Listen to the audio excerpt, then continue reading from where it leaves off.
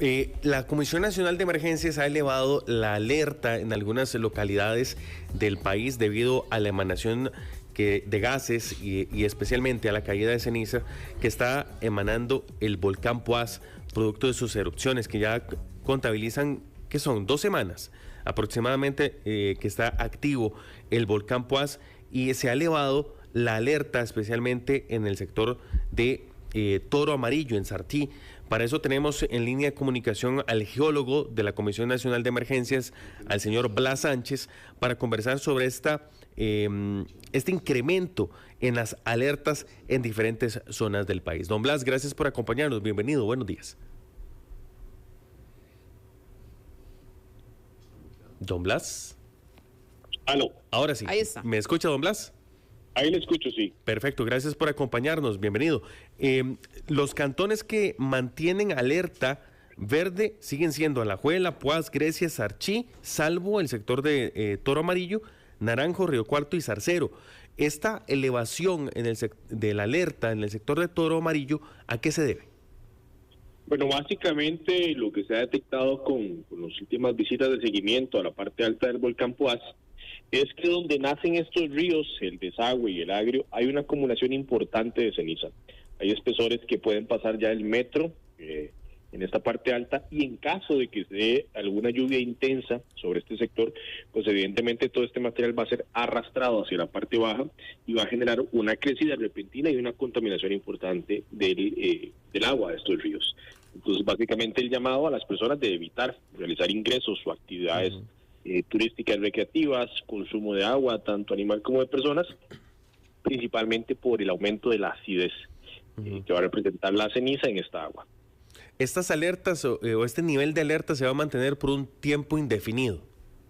Es correcto. Aquí es llevarle el pulso al volcán día a día, 24/7 constantemente, en conjunto evidentemente con Opsicor y Red Sismológica, que son los que hacen el monitoreo volcánico en el país, y dependiendo de lo que las señales del volcán vayan siendo registradas y emitidas, pues sí, las alertas van a ir escalando tanto para arriba como para abajo, pero es una situación de que no se tiene un panorama claro hacia dónde va a seguir. Sí ha venido con una tendencia de incremento en su actividad, con erupciones más explosivas, pero él es el que va a determinar hacia dónde va.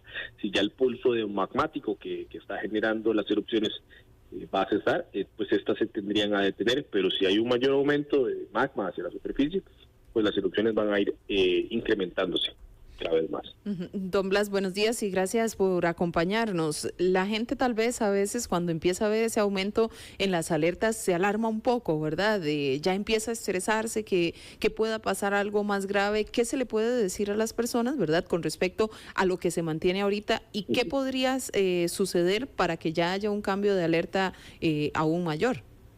Sí, bueno, hay que entender que la alerta naranja está siendo emitida para el área del Parque Nacional Volcán Poás, todo lo que comprende el Parque Nacional como tal, y que corresponde con la zona de visitación, senderos oficiales y toda aquella que corresponde con zona boscosa, ¿verdad? Entonces, dentro de esta área del Parque Nacional no hay viviendas, no hay poblados, no hay personas, no hay actividad agrícola o ganadera, es simplemente una zona protegida, pero es donde está cayendo la mayor cantidad de ceniza, donde hay bloques de roca de tamaño de algunos centímetros que están siendo expulsados desde el cráter y pueden viajar 500 metros perfectamente.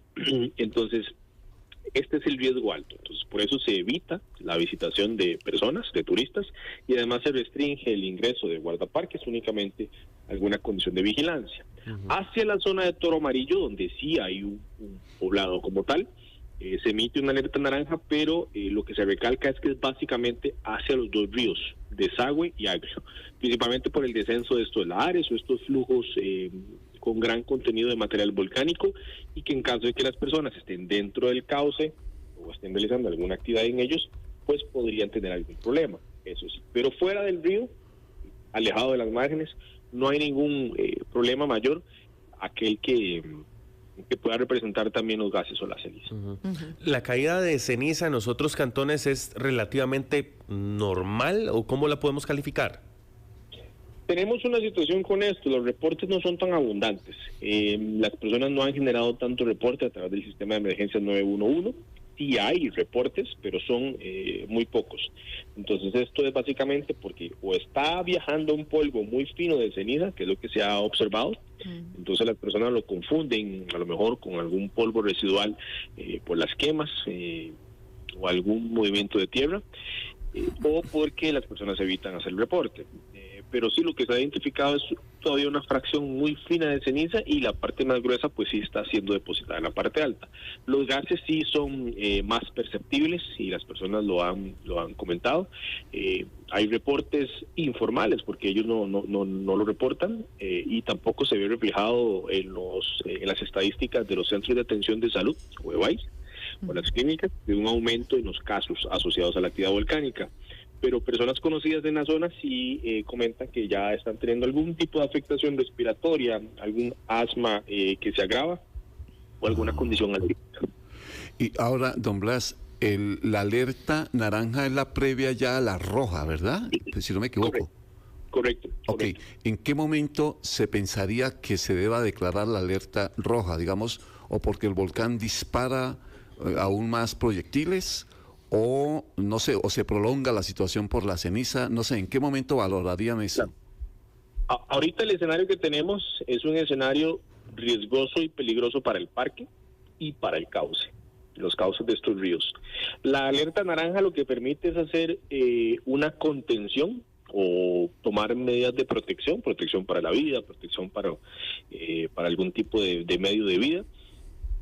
Y con esto se puede hacer uso de principalmente cuerpos de emergencia, cuerpos policiales, para hacer algún tipo de contención en alguna zona. Entonces la intención con esta alerta naranja es poder controlar ingresos ilegales al parque, ingresos ilegales por la zona de los Bajos del Toro, que desgraciadamente es el sitio donde las personas ingresan de manera ilegal y pues se expondrían a una situación muy riesgosa por los gases y la ceniza y estos flujos que puedan descender, y a la zona de los cauces. Entonces, podría ser apoyado el SINAC con recursos de fuerza pública para hacer operativos y retenes con mayor presencia, y no de forma ordinaria, como sería, donde únicamente esta labor recae en el SINAC. Entonces, básicamente esa es la función ahorita de la alerta naranja, poder hacer una contención mayor sobre estas zonas de mayor peligro. La alerta roja es básicamente ya una condición de impacto inminente, donde implica evacuaciones y un tipo de medidas operativas, que básicamente lo que llevan es a esto. Y responderían evidentemente a una condición de actividad importante y riesgosa del volcán, condición que no tenemos ahorita fuera del Parque Nacional o fuera del cauce de los ríos de Sagua y Acre. Cuando ustedes dicen, y estábamos escuchando muy temprano el mensaje de don Alejandro Picado, el presidente de la comisión, diciéndole a la gente que no entre a la zona, y usted lo acaba de decir también, que en una situación de estas controlar que la gente no ingrese, o pedirle a la gente que no ingrese a las zonas que están bajo alerta. Si ustedes lanzan esa alerta, ¿es porque se han encontrado personas haciéndolo? Regularmente es un sitio de ingreso ilegal. Desgraciadamente en redes sociales grupos de caminantes incentivan a que las personas ingresen a una zona del Parque Nacional que en primer lugar no es autorizada como tal, entonces está violentando la ley del ambiente, porque evidentemente el SINAC es el que se encarga de regular y controlar los ingresos a áreas silvestres protegidas, y por eso tienen ingresos oficiales en la zona del cráter con senderos autorizados, y cualquier ingreso que se realice fuera de esta zona ya se considera como un ingreso ilegal. La zona es muy bonita, llamativa, parece como estar en otro planeta, pero es una zona ilegal. Entonces, las personas que tienen estos grupos de caminantes, pues sí, constantemente realizan ingresos por este sector y exponen la vida de las personas. Claro. Que, la mayoría de los casos no conocen de los riesgos o los peligros a los que se están exponiendo. Entonces, por eso el llamado aún más fuerte de que las personas eviten ingresar por este sector, y principalmente ahora que tenemos una condición de alta actividad. Exactamente. El viento se lleva los gases y la ceniza en esta dirección, hacia el oeste, y es precisamente por donde las personas ingresan caminando, y caminatas de 5 o 6 horas. Entonces, desde que ingresan a caminar en la parte más baja de los Bajos del Toro, pues ya estarían expuestos a gases y a ceniza. Ahora que mencionaba usted, me quedaba la duda con respecto a la ceniza y no sé, ¿hay ceniza entonces más finita, más gruesa? ¿De qué depende? Correcto, correcto. La ceniza es como imaginarse un agregado de construcción o una arena. Usted tiene la partícula más gruesa y por peso y gravedad la partícula más gruesa es la que está quedando dentro del área del parque. Okay. Si tomamos muestra de esta ceniza que queda ahí, se puede ver que tiene un mayor grosor y un mayor tamaño. Lejos de la zona del cráter y por viento se dispersa la partícula o la fracción más fina y es este polvo de ceniza, polvo que pasa imperceptible pero que perfectamente puede ser respirado y es el que genera los problemas principalmente por alguna condición respiratoria.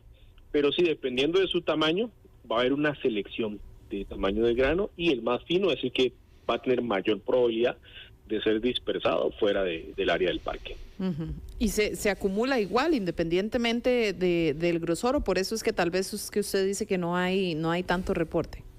Correcto, se acumula igual, pero como es tan fina, se puede confundir perfectamente con algún polvo que se levante, alguna ceniza por las quemas de cañales que son típicas en esta época. Sí. Me imagino que esa la perciben más tal vez quienes son un poco más vulnerables, tal vez en irritación de ojos, en molestias respiratorias.